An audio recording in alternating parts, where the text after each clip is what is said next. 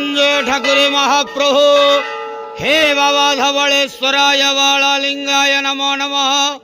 दीपं यदि परं ब्रह्म दीपं यदि जनार्दनः दीपाहरतु मे पाप पूजा दीप नमस्तुते। धवलेश्वराय बालालिंगाय नमो नमः। संसार सुखी रखंतु।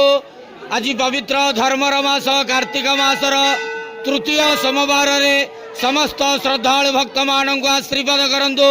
मनस्कामना पूर्ण करंतु। कर्मक्षेत्र उन्नति करंतु। ग्रहरिष्ठ खंडन करंतु। जगतर मंगल करंतु। विश्वर कल्याण करंतु। आपणकर नाम विख्यात करंतु। सेवकर डाक श्रवण करंतु। समस्त गुआवसा भक्त मानकर मनस्कामना पूर्ण करंतु। जो जो भक्त माने आपण पाखरे मानसिक रखिछंती तांक मानसिक पूर्ण करंतु। धवलेश्वराय बालालिंगाय नमो नमः। संसार सुखी रखंतु आनंद के बार। हरि बोलो।